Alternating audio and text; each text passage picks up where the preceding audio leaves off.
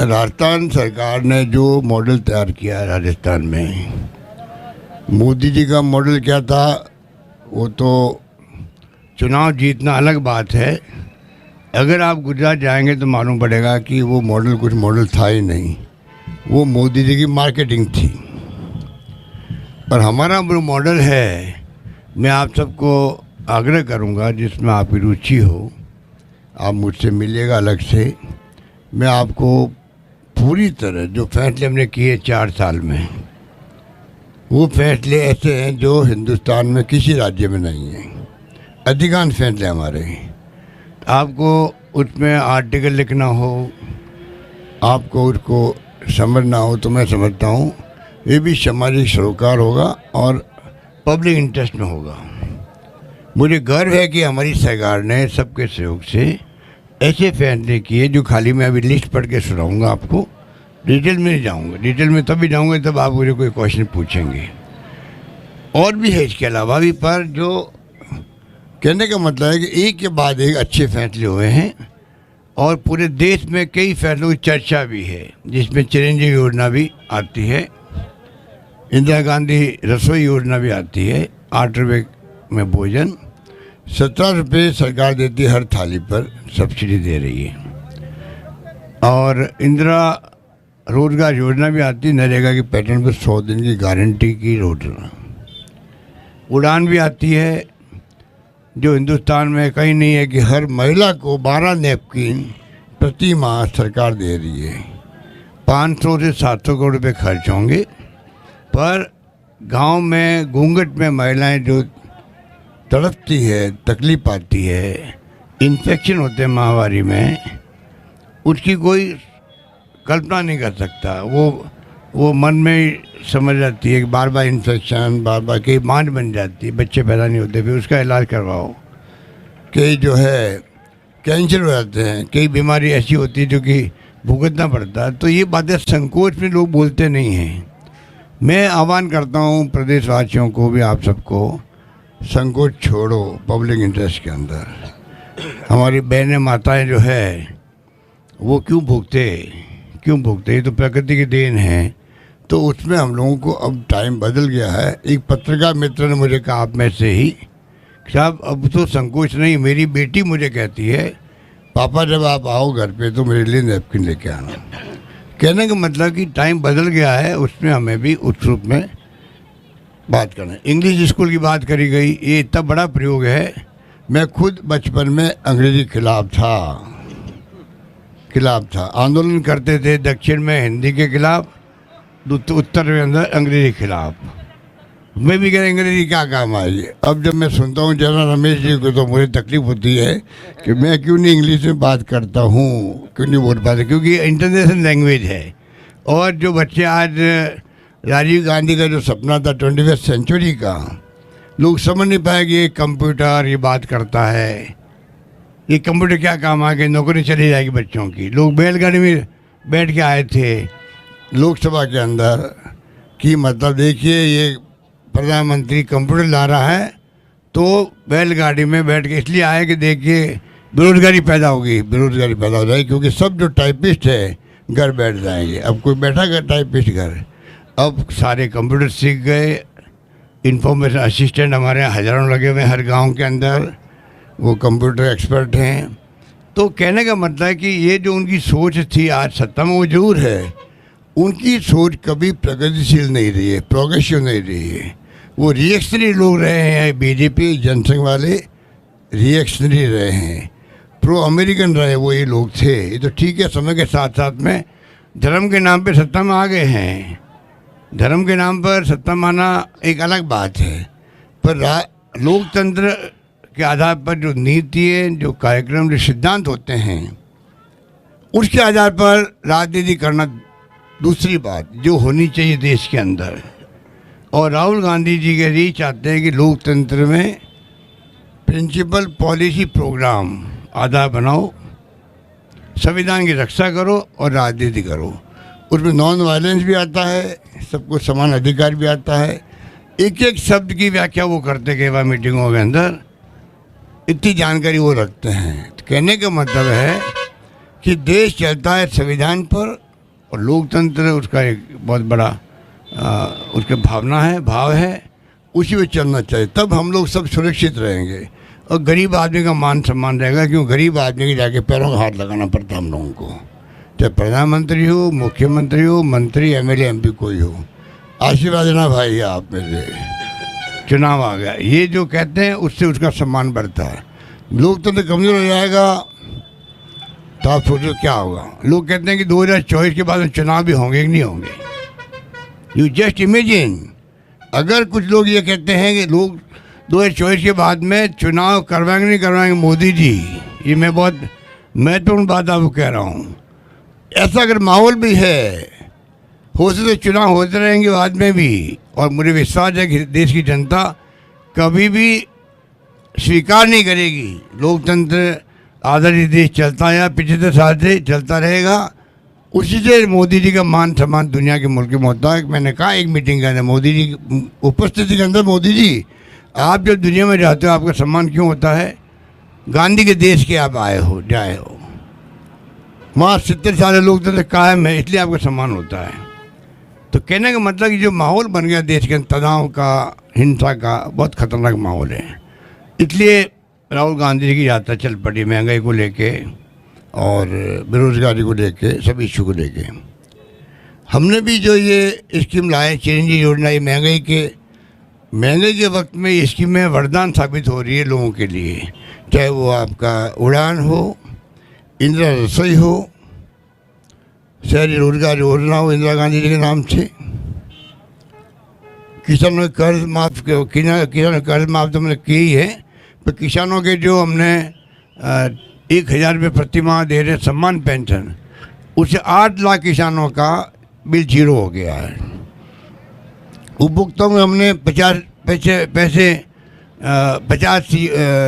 Unit समाप्त की है, फ्री कर दिए, 50 यूनिट ऑनली अभी, और साथ में 150-300 यूनिट तक रेट कम कर दिए। उससे आप देखिएगा 42 लाख लोगों का बिल जीरो हो गया है राजस्थान के अंदर। तो ये क्यों है? महंगाई के वक्त में बहुत बड़ी राहत उनको भी है। इस प्रकार से हमने, आप देखिएगा पर्यटन जो है, पर्यटन के क्षेत्र में हमने बहुत क्रांतिकारी फैसला किया है। पर्यटन को राजस्थान में उद्योग का दर्जा मिल गया है अब। और मुझे कहते घर है 85 में जब मैं मंत्री था केंद्र में, पर्यटन मंत्री था और सिविल एविएशन था मेरे पास, तब मैं मांग किया करता था कि राज्यों में टूरिज्म को इंडस्ट्री का दर्जा दो। और आज आप कल्पना करें 35 साल हो गए होंगे, आज मेरी कलम से राजस्थान के अंदर पर्यटन को उद्योग का दर्जा मिल रहा है। ये बहुत क्रांतिकारी कदम है। ये जान आप और हमसे ज़्यादा टूरिज्म सेक्टर जो है, tour operator, travel agent, hoteliers, उनका कल्याण हो गया है। एक होटल को 15-20 लाख का फायदा प्रति माह हुआ है। कोरोना के बाद में जो हमने छूट दी है, तो राजस्थान में टूरिज्म की संभावना बहुत बढ़ गई अब आगे। और टूरिज्म पे आप जानते हो कि जो रेवेन्यू होती है, कई मुल्कों की तो इकोनॉमी पूरी टूरिज्म पे चलती है। रमेश जी मेरा ख्याल है मेरे को सपोर्ट करेंगे। तो आप सोच सकते हो कि राजस्थान वो सरकार बन गई है जहाँ पर टूरिज्म को इंडस्ट्री का दर्जा दे दिया गया है। ये हो गया। एमएसएमई की सरकार बनते ही हमने एक्ट बना दिया है असेंबली के अंदर। पहले 3 साल, हमने 5 साल कर दिए। 5 साल तक छोटे उद्योगों को, माइक्रो मीडियम वालों को सरकार के पास आने की जरूरत नहीं रहेगी। तमाम कन्वर्जन ज़मीनों के हों, बिजली का कनेक्ट लेना हो, बैंक को लोन लेना हो, सतही मिलेगा उनको, सरकार के चक्कर लगाने की जरूरत नहीं पड़ेगा। ये हमने असेंबली में बिल पास भी कर दिया, इसका भी कर दिया, बिल पास कर दिया। अभी हमने सुविधा कर्मी जो लगे हुए हर राज्य के अंदर, इशू बना हुआ बड़ा, 1,10,000 सुविधा कर्मियों को कॉन्ट्रेक्चुअल सर्विस रूट बना दिए हमने कि 5 साल से जो काम करेगा उसको परमानेंट कर देंगे। क्योंकि उसमें आरक्षण का प्रावधान होता है। जहाँ आरक्षण प्रावधान नहीं किया हुआ है वो ज़िंदगी भर कभी परमानेंट नहीं हो पाएंगे। इसलिए हमने ये रास्ता निकाला जिससे कि अब हम उनको जैसे जैसे जगह खाली होगी हम परमानेंट करते जाएंगे। उस प्रोसेस को पूरा करके, SC ST OBC का आरक्षण है, उस प्रोसेस को पूरा करके वो ज़िंदगी भर के लिए हो जाएंगे, परमानेंट हो जाएंगे। परमानेंट होना उनके लिए तो ज़िंदगी आप समझ सकते हो क्या स्थिति बनती है, आप जानते हो। अनुपति योजना वाले बच्चे मिले थे राहुल जी से, अभी 15,000 बच्चों को हम दिला रहे हैं, हम लोग कोचिंग करवा रहे हैं 15,000 बच्चों को फ्री। 1 लाख 1.5 लाख लगती फीस उनकी सालाना, सब सरकार भर रही है। 40,000 रुपये हॉस्टल का खाना पीने का सरकार दे रही है उनको। सारे बच्चों ने बताया राहुल जी को किस प्रकार से हमें इस योजना का फ़ायदा मिला है। कोरोना के अंदर जो काम किया हमने, उनके जहाँ कैजुअलिटी हुई है, उनके पत्नी को, उनके बच्चे जो अनाथ हो गए उनको 1 लाख रुपए एक मुश्त, 5 लाख का FDR और 2,500 रुपये प्रति माह। किसी राज्य में नहीं होगा जो हमने पैकेज दिया उन लोगों को। उस पत्नी को भी इस प्रकार का पैकेज दिया है। 6 लाख बच्चे राजस्थान में जो अनाथ हो गए हैं, 6 लाख बच्चे, उनको 2,500 रुपये प्रति माह दे रहे हैं कि वो अपने दादा दादी नाना नानी के पास रहे, या कोई दूर का रिश्तेदार भी है वहाँ भी रहे, तो उनको ये पैकेज मिलेगा जिससे कि वो परिवार जो उससे बाहर नहीं पड़े और बच्चे का लालन पालन ढंग से हो सके। उनको ये फील नहीं हो कि मैं अनाथ हूँ इसलिए मेरा कोई देखभाल नहीं कर रहा है। ऐसे ऐसे क्रांतिकारी कदम हमने उठाए हैं।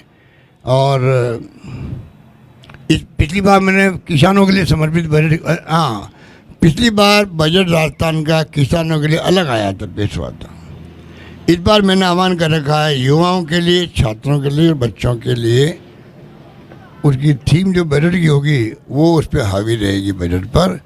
और मैंने ऑलरेडी युवाओं का आह्वान कर रखा है, विज्ञापन दिया। मुझे खुशी है कि 70,000 लोगों ने, राजस्थान वासियों ने सुझाव ऑनलाइन भेज दिए हम लोगों को। तो उसको हम लोग चेक कर रहे हैं कैसे उनको हम उसका जो सारांश है उनको काम ले सकें। इस प्रकार मैंने कहा आपको कि सरकार ने कोई कमी रखी नहीं। और लास्ट में जो ERCP है, राहुल गांधी जी जो बोले हैं कल रात को, परसों रात को ERCP पे, प्रधानमंत्री जी का वादा किया हुआ बैकआउट सरकार हो रही है भारत सरकार। 2 बार उन्होंने खुद ने एक्सप्लेन किया पूरी योजना को, अजमेर में और जयपुर में। वसुंधरा राजे की योजना बनाई गई, हमारी योजना नहीं बनाई गई, उस वक्त में बनाई गई थी। हमारा कर्तव्य की सरकार बदल गई तो वसुंधरा जी ने हमारे साथ अन्याय किया था। रिफाइनरी जो सोनिया गांधी जी ने, वीरप्पा मोदी जी ने शिलान्यास कर दिया था 55 के अंदर, उन्होंने 5 साल लटकाए रखा और बंद कर दिया। कीमत बढ़ गई है 40,000 करोड़ से 70,000 करोड़ बढ़ गई कीमत, बताइए आप रिफाइनरी की। ये पब्लिक इंटरेस्ट में नहीं, सरकार बदलती है, हम लोग पिछली सरकार ने किया इसलिए हमें श्रेय नहीं मिलेगा, इसलिए उसको बंद कर दो, हम ये काम नहीं करते। इसीलिए मैंने वसुंधरा योजना को कायम रखा, चालू रखा है। वो योजना करीब 40,000 करोड़ की है, वो भी योजना, वो हमारा काम जारी है। मिस्टर शेखावत जो राजस्थान के मंत्री है, जल संसाधन मंत्री, उनको हमने बार बार कहा कि आप काहे के राजस्थान के मंत्री हो भाई, पानी के मंत्री, आप एक योजना को 25 MP राजस्थान में BJP के हैं, 25 के 25, क्या एक योजना को आप राष्ट्रीय परियोजना घोषित नहीं करवा सकते हो? प्रधानमंत्री के मुंह से निकला हुआ है। हमने पूरे मीडिया को, इनमें आप मेरे कई लोग बैठे हैं, हमने पूरा मीडिया में दिखाया उनकी वॉइस को, और नहीं वॉइस को नहीं, उनके रिकॉर्डिंग को दिखाया है क्या सब काम ले रहे हैं प्रधानमंत्री जी। अजमेर में, जयपुर में, चुनाव के वक्त में 13 जिलों के नाम ले रहे हैं। सकारात्मक हम फैसला करेंगे। और हमारी लोकप्रिय मुख्यमंत्री वसुंधरा जी ने प्रस्ताव भेजा है, सब बोले वो। अब सरकार 16 योजनाएं, परियोजनाएं देश के अंदर राष्ट्रीय परियोजना है। एक परियोजना राजस्थान की जो है 13 जिले के पीने के पानी का संकट है, सिंचाई 2 लाख हेक्टेयर होगी। ये काम ऐसे होते हैं जो उनका योजना है, मैं आगे बढ़ाना चाहता हूँ और मैं इंतज़ार नहीं करता हूँ, क्योंकि कई बार टाइम लगता है सरकार के अंदर। तो मैंने 9,500 करोड़ रुपये प्रोविज़न कर दिया योजना के लिए। तो वहाँ से लेटर आता कि बंद कर दीजिए। मैंने कहा आप होते कौन कहने वाले बंद करने की बात? राज्य का विषय है पानी का, आप कैसे मना कर सकते हो? आप पैसा नहीं दोगे तो हम पूरी करेंगे इसको, टाइम ज़्यादा लगेगा इसका, और इसका कीमत बढ़ जाएगी, रिफाइनरी बढ़ी, पर पानी तो मिले लोगों को कम से कम। जयपुर भी उसमें आता है, अजमेर भी आता है, अलवर भी आता है, दौसा भी आता है, सवाई माधोपुर भी आता है, जहाँ हम बैठे हुए हैं, पूरा आपका क्षेत्र आता है। और आप उसको टोंक भी आता है। आप बताइए मुझे, ये जो भारत सरकार की अप्रोच है, कल मंत्री जी ने कोई प्रेस वालों से बातचीत करी है, जैसे राहुल गांधी बोले यहाँ पर, वो घबरा गए कि जो जिले यात्रा में हैं वो सब जिले वही हैं जो परियोजना वाले ERCP के जिले हैं।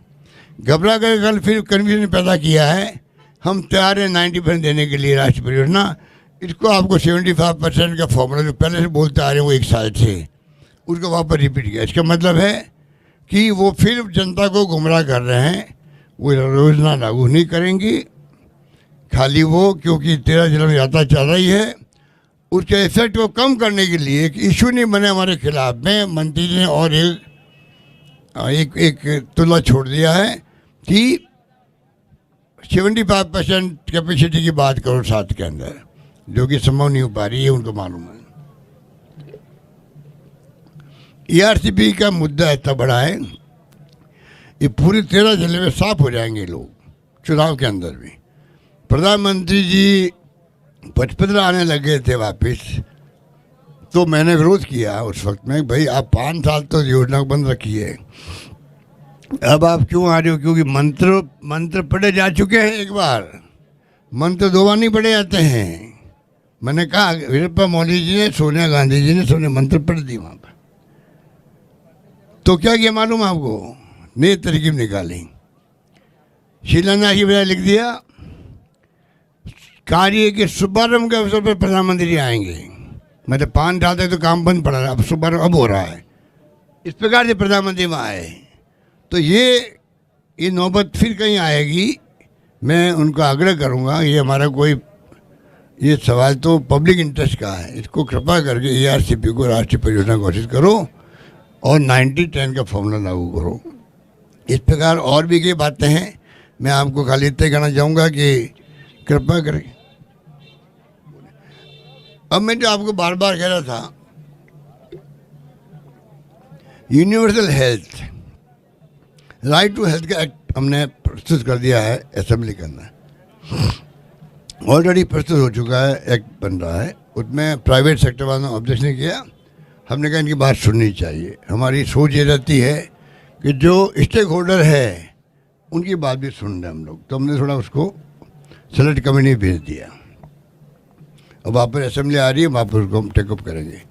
कहने का मतलब ये है कि हम चाहते हैं कि अब ज़माना बदल गया है, सबको कम से कम हर इंसान को, इतना महंगा इलाज है, घर बेचना पड़ता है, गहने बेचने पड़ते हैं, गिरवी रखने पड़ते हैं, कर्जा हो जाता है इलाज का, 1 लाख 2 लाख तो मामूली बात, 3 लाख। हमारे यहाँ संस्कार, एक माँ बाप बीमार पड़ते हैं, बचेंगे नहीं, डॉक्टर कह रहा है, तो भी हम 1 लाख 2 लाख 3 लाख खर्च कर देंगे कि नहीं मेरे माँ बाप बचने चाहिए। ये हमारे संस्कार है हिंदुस्तान के अंदर। वो कर्जा लेगा, मकान बेचेगा अपना। अब हमने फ्री कर दिया सब इलाज, पूरा फ्री। हिंदुस्तान के इतिहास में पहली बार हुआ है, हिंदुस्तान में किसी राज्य में नहीं है 10 लाख का बीमा, और 10 लाख के अलावा ऑर्गन ट्रांसप्लांट फ्री है, जो मैं बार बार बोलता हूँ समझाने के लिए, जिससे कि गरीब आदमी की बात पहुँचे, मेरी आवाज़ हर घर में पहुँचे राजस्थान के अंदर। ये मैं चाहता हूँ कि organ transplant, kidney transplant, liver transplant, heart transplant, bone marrow transplant, cochlear transplant सब फ्री है। 15 लाख लगेगा, पैकेज अलग बना दिया उसके लिए। सरकारी अस्पताल में पूरा फ्री हो जाएगा।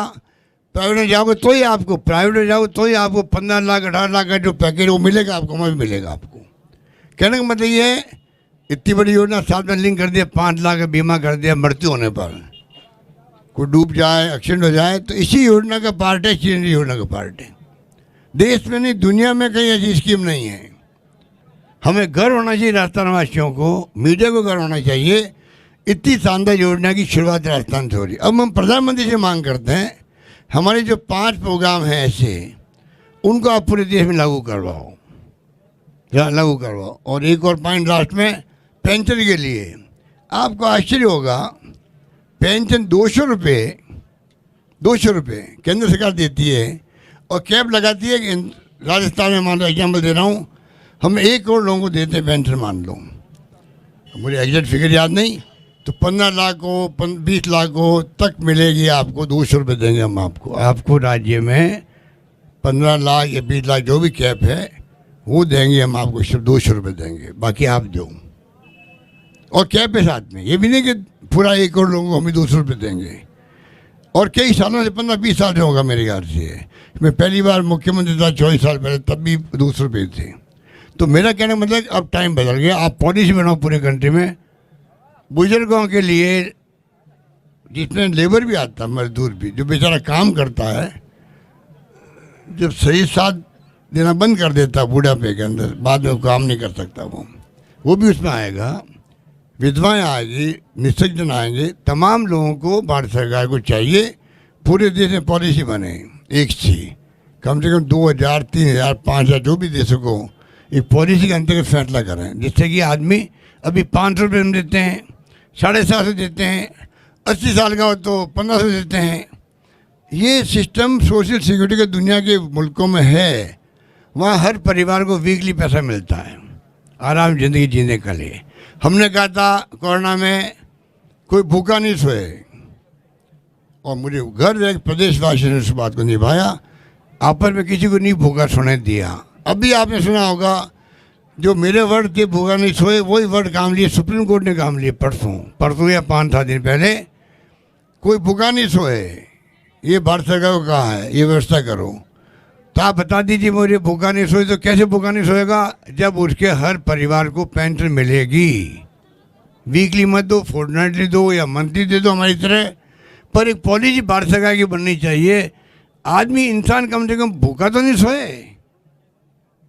मिनिमम मतलब। और वो कुछ दो नहीं दो अलग बात है, 2 जून की खाना तो खा सके कम से कम आदमी। तो ये जो क्रांतिकारी फैसले करे भारत सरकार, तब जाके देश के लोगों को लगेगा भारत सरकार ने फैसला किया।